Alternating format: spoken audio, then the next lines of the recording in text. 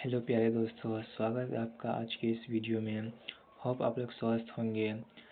आज के इस वीडियो में हम क्लास 12 इंग्लिश के टॉप 20 ऑब्जेक्टिव करेंगे, जो आपके बोर्ड एग्जाम में सीधे देखने को मिलेगा, सीधे छप जाएगा ये क्वेश्चन। चलिए हम लोग आज का क्वेश्चन देखते हैं। हमारा फर्स्ट क्वेश्चन है, नानू काका is more comfortable in speaking in dot dot. इसका मतलब यह हुआ कि नानू काका जो है वह कौन सा लैंग्वेज में अच्छे से सहज तरीके से बोल पाते थे। तो इसका आंसर होगा,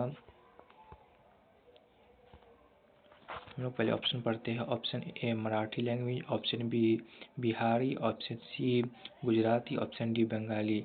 तो आप लोग बता सकते कौन सा लैंग्वेज में जो नानू काका जो अच्छे से बोलते थे। नानू काका थे महाराष्ट्र के और वह मदर टंग में अच्छे से बोलते थे। तो हमारा जो ऑप्शन होगा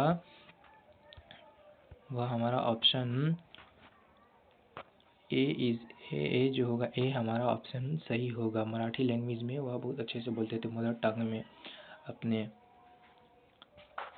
चलिए हम लोग अगला क्वेश्चन देखते हैं।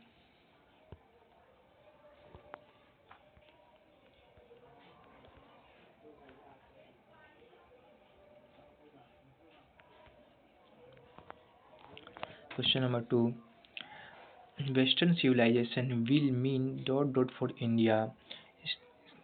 ए option A real, option B want, option C living, option D रूइन।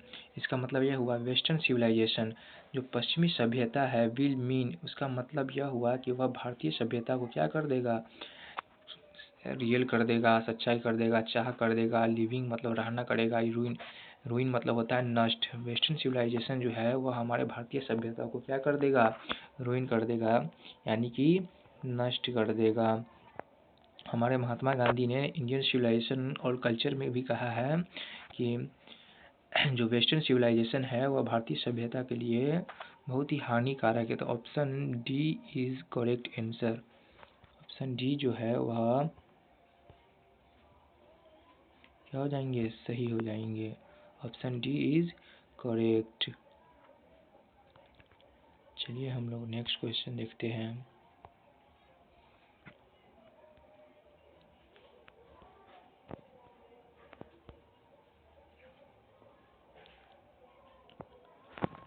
हमारा तीसरा प्रश्न है, Bertrand Russell was as distinguished. यानी बर्टन रसल क्या क्या थे, एक केमिस्ट थे, एक रसायन शास्त्र थे, या जियोलॉजिस्ट थे, या मैथमेटिशियन थे, या बोटनिस्ट थे। तो ना तो बोटनिस्ट थे, ना जियोलॉजिस्ट थे, ना केमिस्ट थे। वह तीन रूप से मुख्य रूप से माने जाते, एक मैथमेटिशियन, एक हिस्ट्रियन माने जाते हैं। तो इसका आंसर जो होगा ऑप्शन नंबर सी जो है, सी ऑप्शन सी जो है इसका करेक्ट आंसर होगा। ऑप्शन सी इज करेक्ट हो जाएगा। मैथमेटिशियन जो थे वह मैथमेटिशियन थे। चलिए हम लोग नेक्स्ट क्वेश्चन देखते हैं।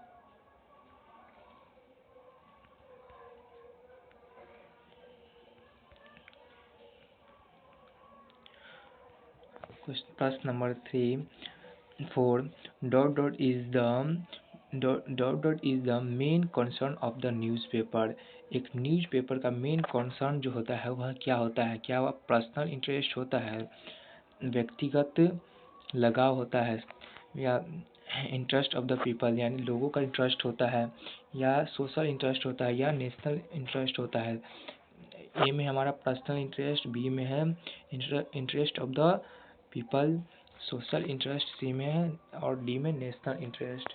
तो हमारा ऑप्शन नंबर डी जो है वह राइट होगा, क्योंकि नेशनल राष्ट्र का जो राष्ट्रीय जो इंटरेस्ट होता है वह सबसे ज़्यादा मेन कंसर्न होता है। एक न्यूज़पेपर, एक पत्रकारिता के लिए सबसे इम्पोर्टेंट होता है। तो हमारा ऑप्शन डी जो है वह करेक्ट हो जाएगा। Option D is the correct answer.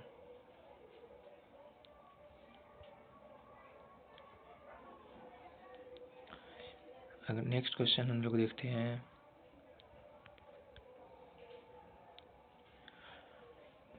Dot dot has been called the young nation of ancient people. Dot dot has been called, किसे, किस देश को, निम्नलिखित में से किस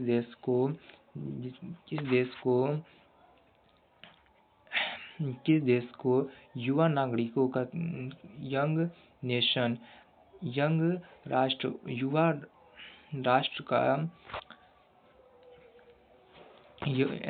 पुराने लोगों का नया राष्ट्र कहा है?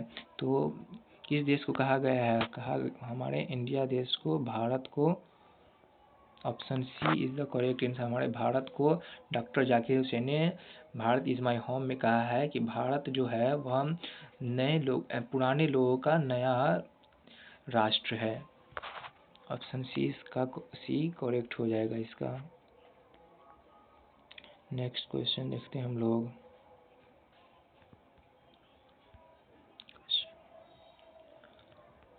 Question number 6, according to Martin Luther King Jr., the bank of bankrupt. According to Martin Luther King Jr., Martin Luther King junior के अनुसार द बैंक ऑफ बैंकरप्ट, किस चीज़ का जो बैंक है वह बैंकरप्ट हो गया है, दिवालिया हो गया है? क्या वह अलास्का का, ऑप्शन ए में है अलास्का, ऑप्शन बी में है टेक्सास, क्या वह टेक्सास का हो गया है, बैंकरप्ट हो गया है? ऑप्शन सी में इविल, बुराई का जो हो बैंकरप्ट, दिवालिया हो गया है क्या बैंक? या ऑप्शन डी जस्टिस, न्याय। तो हमारा ऑप्शन नंबर डी जो है वह सही होगा। Option number D, option D जो है वह करेक्ट होगा। According to Martin Luther King junior the bank of bankrupt, justice का जो न्याय का जो बैंक है वह बंद हो गया है। किन लोगों के लिए? जो मिसिसिपी और अलाबामा वाले क्षेत्र में रहते थे, नेग्रो एंड घेटोज जो लोग थे, उन सब के लिए जो बैंकरप्ट हो गया है, दिवालिया हो गया है जस्टिस का, न्याय का बैंक। इस क्वेश्चन का आंसर जो होगा ऑप्शन डी होगा।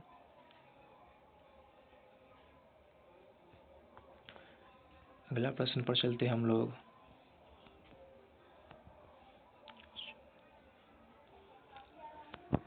प्रश्न संख्या 7, German ग्रेयर is a well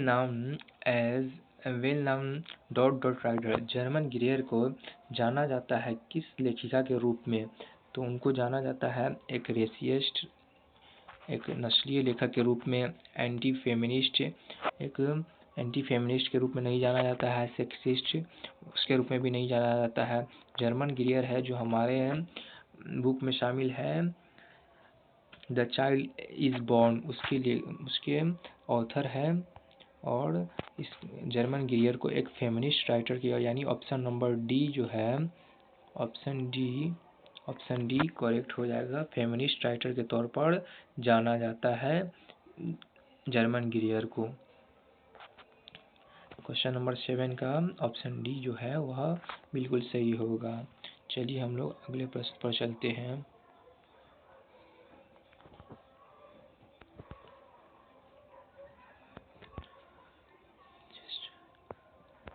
The dot suggest that Benji should be allowed to keep hens. The dot suggest, किसने बेंजी को जो सजेस्ट किया, सुझाव दिया हैंस रखने का, मुर्गी रखने का? तो किसने सुझाव दिया था? बैंकर ने, या बैंकर ने दिया था, बैंक वालों ने, डॉक्टर ने, चिकित्सक ने दिया था, या टीचर शिक्षक ने दिया था? ऑप्शन सी, ऑप्शन डी में फार्मर किसान ने दिया था। तो किसने दिया था? जो बेंजी था वह ज़्यादा तेज बालक नहीं था, कमज़ोर बालक था, लेकिन उसके माता पिता इसी चिंता में उसको ले जाते हैं डॉक्टर के पास। डॉक्टर जो है उसको बोलते हैं कोई ना कोई काम दीजिए जिसकी वजह से वह क्या हो जाएगा, तेज हो जाएगा। तो वह बहुत पहले ये रहता है, एक एवरेज स्टूडेंट रहता है, लेकिन बाद में जब वह उसे कुछ काम दे दिया जाता है, हैंस उसके पिता द्वारा खरीद कर, उसके माता पिता द्वारा कुछ हैंस 12 दर्जन 1 दर्जन हैंस खरीद कर दिया जाता है, मुर्गी खरीद कर दिया जाता है। तब वह उसे पालते पालते उसका व्यापार करने लगता है, और वह व्यापार करते करते क्या बन जाता है? अच्छा बालक बन जाता है, बुद्धिमान बन जाता है, एक बिजनेसमैन बन जाता है। तो क्वेश्चन नंबर 8 का सही होगा option B is correct answer, यानी डॉक्टर जो थे, डॉक्टर जो वह उनको सजेस्ट करते हैं, सुझाव देते हैं कि इनको कुछ हैंस खरीद के, कुछ मुर्गी खरीद के दे दीजिए। चलिए हम लोग नेक्स्ट क्वेश्चन देखते हैं।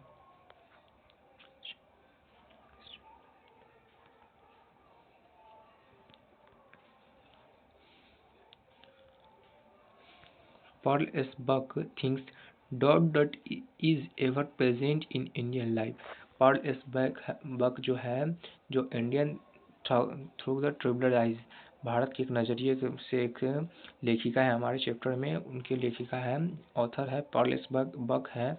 वह dot is ever present in Indian life, वह जब भारत घूमने के लिए आती है तो वह क्या देखती है, dot is ever present in Indian life, क्या जो है, क्या है भारतीय लोगों में, प्रत्येक भारतीय लोगों में, वह भारत के लोगों में भरा हुआ है, प्रेजेंट है, उपस्थित है। तो God, option A religion, option B God, option C goddess, option D Mahatma Gandhi.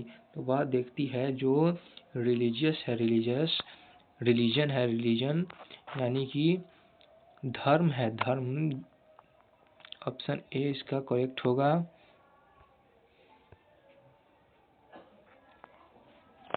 Option A correct होगा, धर्म जो है वह प्रत्येक भारतीय नागरिकों के अंदर उपस्थित है, यह पॉल एस बक कहती है। पॉल एस बक किसके सुझाव पर इंडिया घूमने आती है, इंडिया विजिट करने आती है, वह अपने यह तो चाइना में रहती थी, अमेरिका की थी, लेकिन चाइना में रहती थी।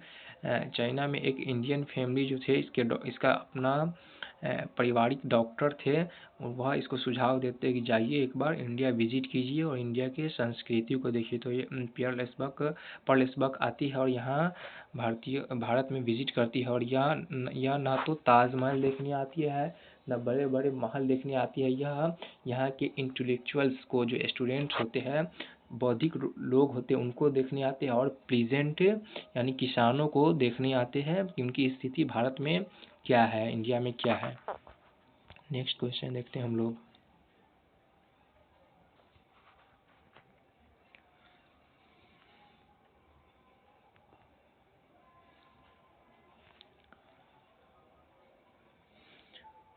Who was the hypochondriacal landowner in a marriage proposal? कौन जो है वो हाइपोचेंड्रिकल लैंड ऑनर जो होता है, लैंड का ऑनर होता है, जमींदार होता है, एक मैरिज प्रपोजल में, मैरिज प्रपोजल में वह कौन होता है? क्या वह होता है option A Bistasia, option B Lumov, option C Natashia, option D Chubukov. तो मैरिज प्रपोजल में हाइपोचेंड्रिक लैंड ओनर जो होता है, हाइपोचेंड्रिक लैंड ओनर जो होता है, ऑक्समीटर्स होता है, उसका जो उसका जो ऑनर होता है वह होता है लुमोव होता है। लुमोव एक बड़ा लैंड ऑनर होता है, एक बड़ा जमींदार होता है, तो वही जो है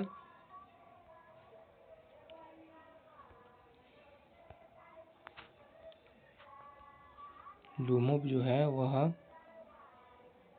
इसका ऑप्शन बी जो है वो करेक्ट होगा। लुमोव जो है वह मैरिज प्रपोजल जॉन डॉन द्वारा लिखा गया है, और लुमोव जो है वह नतालिया के घर चुबुक्को के पास एक मैरिज प्रस्ताव लेकर आता है, एक शादी का प्रस्ताव अपने लेकर आता है, किसके लिए? नतालिया, और लुमोव खुद करना चाहता था, उसके लिए लेकर आता है। बाद में उनके पिता चुबुक्को भी जो है वह राजी हो जाते हैं, वह मान जाते हैं, और लास्ट में सभी खुशी खुशी मनाते हैं। यह मैरिज प्रपोजल का यही थीम है।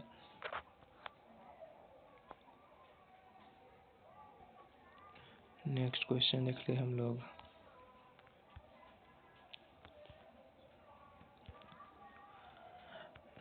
According to Donne man power is dot.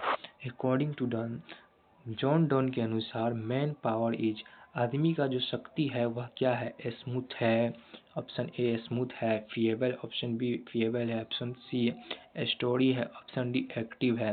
Smooth का मतलब साफ सुथरा, फिएबल का मतलब होता है ख़त्म हो जाना फेबल होता है, या स्टोरी कहानी है, या एक्टिव है। तो अकॉर्डिंग टू डॉन के अनुसार मैन का जो पावर है वह फेबल है। क्या है? वह फेबल है। ऑप्शन बी जो है इसका करेक्ट आंसर होगा। ऑप्शन बी करेक्ट इसका आंसर होगा। चलिए हम लोग नेक्स्ट क्वेश्चन देखते हैं।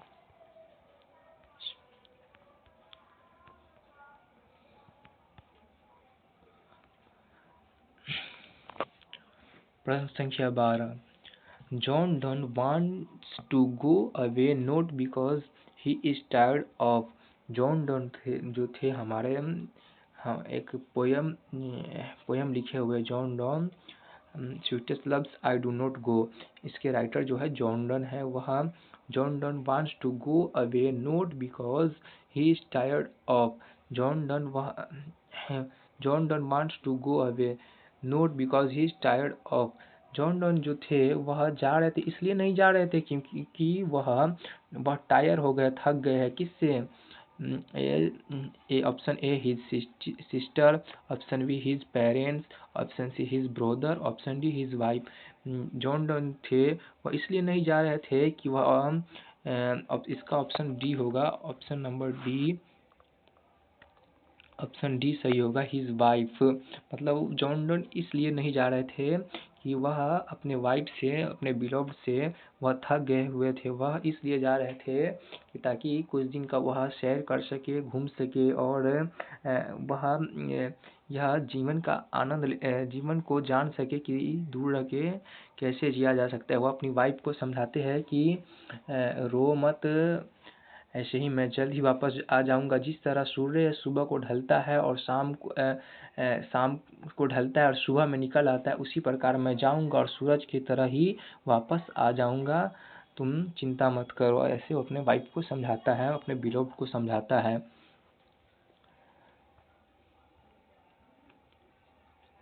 यही थीम है इस कहानी का। नेक्स्ट क्वेश्चन देखते हैं हम लोग।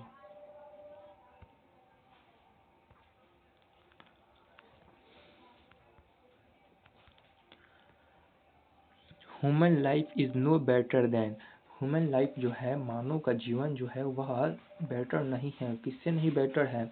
लाइफ से नहीं अच्छा है, जीवन से ही अच्छा नहीं है। मानव का जीवन जो है वह किससे अच्छा नहीं है? जीवन से नहीं अच्छा है, जर्नी से अच्छा नहीं है, स्लीप से अच्छा नहीं, डेथ से। इसका क्वेश्चन नंबर 3 का 13 का सॉरी क्वेश्चन नंबर 13 का ऑप्शन नंबर डी जो है वह राइट होगा। बिल्कुल ऑप्शन डी जो है, ऑप्शन डी डेथ जो है वह बिल्कुल राइट होगा। Option D is correct answer. Next question देखते हैं हम लोग।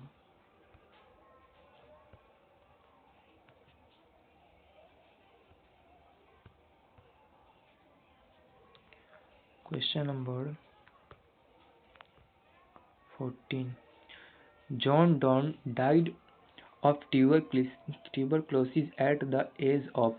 जॉन डन जो है वह मर जाते ट्यूबरक्लोसिस यानी टीबी के कारण। कितने एज में, किस एज में जो जॉन डन है इस दुनिया को अलविदा करके छोड़कर चले जाते हैं ट्यूबरक्लोसिस के कारण, यानी टीबी के कारण। बहुत कम ही एज में चले जाते हैं। तो इसका आंसर क्या होगा?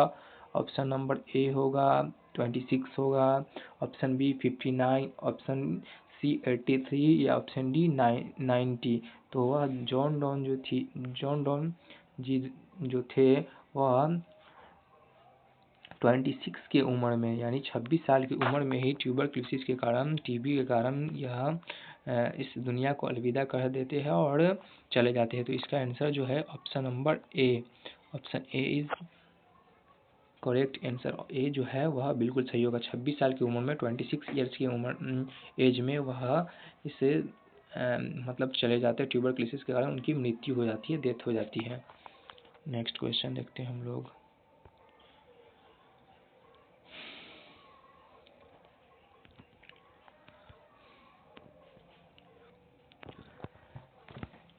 I think she was the most beautiful lady is from। I think she was the most beautiful lady is from।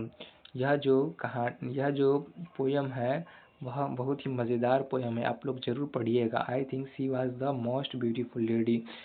मैं सोचता हूँ कि वह जो है बहुत सुंदर लेडी थी, औरत थी। यह किस कहानी से, किस कविता से लिया गया है? तो यह लिया गया है स्नेक से। Option A snake, option B epitaph, option C ode to autumn, option D the soldier. तो यह लिया गया है एन एपिटाफ से लिया गया है। एन एपिटाफ जो इसके ऑथर है, लेखक है, ऑप्शन बी इसका सही आंसर होगा। जो इसके लेखक है, ऑथर है, वह वाल्टर डिलामेयर जी बोलते हैं कि I think she was the most beautiful lady. मैं सोचता हूँ कि वह इस पश्चिमी जगत की, इस पश्चिमी देश की सबसे सुंदर महिला है, उसकी जैसी कोई है ही नहीं। और सी इज डेथ है, वह मर चुकी है। हु विल रिमेम्बर हर, उसे कौन याद करेगा? जो कवि है वह उसके टॉम पर जाके, समाधि पर जाके बोलता है कि वह अब मर चुकी है, अब उसे कौन याद करेगा? वह और वहाँ पर बिटरली यानी फूट फूट कर रोने लगता है। एनीपिथाप में के जो लेखक है वाल्टर डिलामेर, वही ये सोचते हैं I think she was the most beautiful lady. मैं सोचता हूँ कि वह इस जगत की सबसे सुंदर लेडी थी, सबसे सुंदर औरत थी। नेक्स्ट क्वेश्चन देखते हैं हम लोग। Question number 16, dot dot is known as a war poet. इनमें से किसे जो है वार पोएट के एक युद्ध कवि के रूप में माना जाता है? तो किसे जो है ऑप्शन ए रूपर्ट ब्रूक को माना जाता है, या ऑप्शन बी डी.एच. लॉरेंस को माना जाता है, ऑप्शन सी टी.एस. एलियट को माना जाता है, या ऑप्शन डी डब्ल्यू.बी. येट्स को माना जाता है। तो that is known as a war poet, इनमें से किसे वार पोइट के नाम से युद्ध कवि के रूप में जाना जाता है? तो वह जो है ऑप्शन ए जो है वार पोएट रूपर्ट ब्रूक, जो कि रूपर्ट ब्रूक को जो है वार पोएट के रूप में जाना जाता है, क्योंकि रूपर्ट ब्रूक जो थे उन्होंने द सोल्जर कहानी लिखा है, पोयम लिखा है, और उसमें बताया है कि वह कितने बड़े जो पेट्रियम कितने बड़े देशभक्त थे, और बहुत बड़े देशभक्त थे। और इन्होंने बताया है कि मेरा जो बॉडी का एक एक पार्ट है वह इंग्लैंड का यह था, इंग्लैंड के मिट्टी से बना है। इसके पूरे बॉडी में इंग्लैंड का मिट्टी बना है। अगर कोई इंग्लैंड पर थोड़ा सा भी आंख भी उठाकर देखेगा तो वह इसके लिए सही नहीं होगा, और यह प्रे करता है कि इंग्लैंड पे कोई इसके देश पर, अपने देश पर कोई हमला न करे, और इसे मतलब इस पर युद्ध न छेड़ दे। यही इस कहानी का समरी है।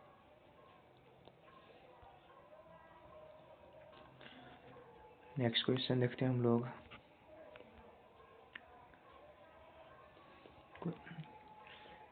Seventeen, his bro is deeply line with thoughts is from his bro.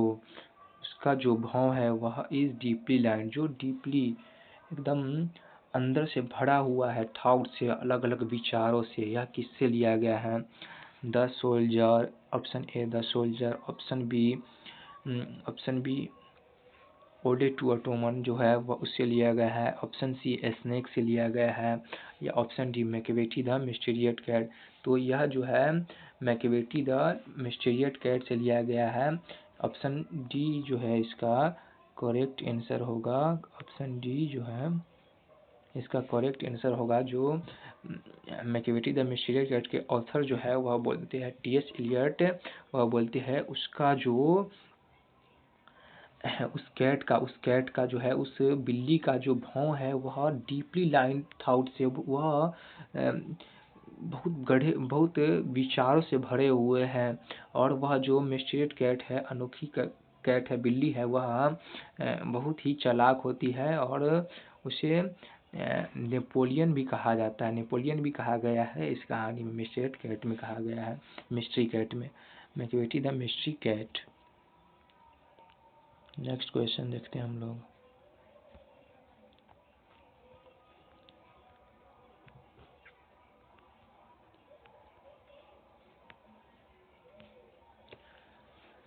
Question number 18, Keki and Daruwalla was a dot dot by religion. Keki and Daruwalla जो थे, जो कि फायर हेमन के लेखक है, वह राइटर है, ऑथर है, वह was Keki and Daruwalla was a dot dot by religion. Keki and Daruwalla जो रिलीजन से क्या थे, धर्म से कौन से धर्म के थे। ऑप्शन ए पारसी धर्म के थे, या ऑप्शन बी हिंदू धर्म के थे, ऑप्शन सी क्रिश्चियन धर्म के थे, ऑप्शन डी मुस्लिम धर्म के थे। तो केकी एंड दारूवाला जो है वह ऑप्शन ए पारसी धर्म के थे। किस धर्म के थे? तो पारसी धर्म के थे, और वह पारसी धर्म को से ही ताल्लुक रखते थे, मतलब पारसी धर्म से ही संबंधित थे। अगला क्वेश्चन देखते हैं।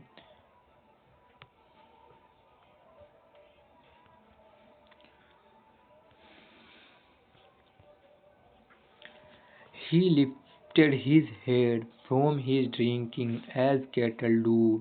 Dot dot is taken from he lifted his head. वह अपना सर को उठाया for his drinking, पानी पीते हुए वह पानी पीते हुए अपने सर को उठाया। पानी पीता हुआ रहता है, और जब लेखक जाता है वहाँ पर, तो वह जो अपने सर को उठाता है एज कैटल डू, ऐसे उठाता है, ऐसे पानी से सर को उठाता है जैसे कोई मवेशी पानी पी रहा हो, और वह मवेशी जो है वह पानी अपना सर को पानी पीते हुए से उठाता हो, वैसे ही वह उठा रहा था। Dot dot is taken from, वह किससे लिया गया है? तो पहले इसका हम ऑप्शन देख लेते हैं, उसके बाद इस कहानी के बारे में हम लोग जानेंगे, पोयम के बारे में जानेंगे। तो इसका ऑप्शन सी जो है स्नेक से लिया गया है। स्नेक यानी सांप। डीएच इसके जो लेखक है, ऑथर है, वह है डीएच लॉरेंस है। डीएच लॉरेंस जो है, जब गर्मी का दिन था और दोपहर का समय ऐसे बज रहा था, और वह जब पजामा पहने हुए था, और जब वह जाता है पानी भरने के लिए, जब जाता है बाहर अपने कुएं के पास जाता है, तब वह देखता है कि एक सांप है जो कि पानी पी रहा है, और वह इस तरह से अपना सर को उठाता है, अपने फन को उठाता है, जैसे कि कोई मवेशी जो है, जैसे भैंस और बकरी जो होता है, वह अपने सर को उठाता है, वैसे जो है सांप वो अपने सर को क्या करता है? पानी पीते हुए से उठाता है। तो ऑप्शन सी इसका जो है वह करेक्ट आंसर हो जाएगा। क्वेश्चन नंबर 20, ये हमारा अंतिम प्रश्न है। Snakes were seen among dot dot in my grandmother house. Snakes were seen among, सांप को देखा गया कहाँ पर? In my grandmother house. My grandmother house के लेखक जो है कमला दास है। कमला दास ने कहाँ पर सांप को देखा था? तो वह जो है वह ऑप्शन ए बुक्स में, ऑप्शन बी बेड्स में, ऑप्शन सी टेबल्स में, ऑप्शन डी चेयर्स में। कहाँ पर देखा था? तो ऑप्शन ए बुक्स में, ऑप्शन ए में बुक्स में देखा था। कमला दास जो है वह माई ग्रैंड मदर हाउस कमला दास द्वारा लिखा गया है। कमला दास कहते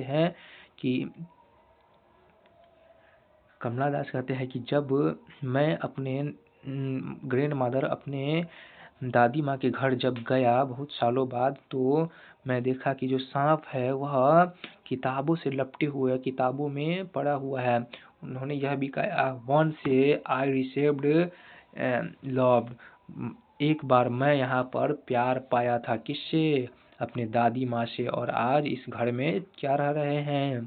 सांप रह रहे हैं, बिच्छू रह रहे हैं, और वह पुराना हो गया है। तो यह था हमारा लास्ट प्रश्न।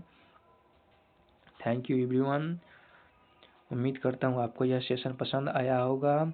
इसी तरह पढ़ते रहिए, वीडियो को शेयर कीजिए, और इस पीडीएफ का लिंक पीडीएफ चाहिए तो व्हाट्सएप चैनल डिस्क्रिप्शन में दे दिया गया है, उससे जुड़ जाइए, और हर एक पीडीएफ आप लोग को मिलता रहेगा, और एग्ज़ाम का अच्छे से अच्छे प्रिपरेशन कराया जाएगा।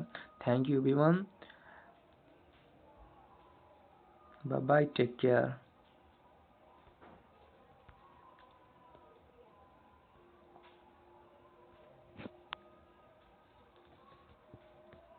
इसका आंसर भी इसमें दे दिया गया है। ये जो है आंसर की यहाँ पर दे दिया गया है, निचले पेज में दे दिया गया है, आप लोग देख लीजिएगा जब अच्छे से। देखना। तो ये मोस्ट वीवीआई प्रश्न है, आप लोग इसे ज़रूर देखकर एग्ज़ाम देने जाइएगा। Thank you. चलिए आज का क्लास यहीं तक रखते हैं।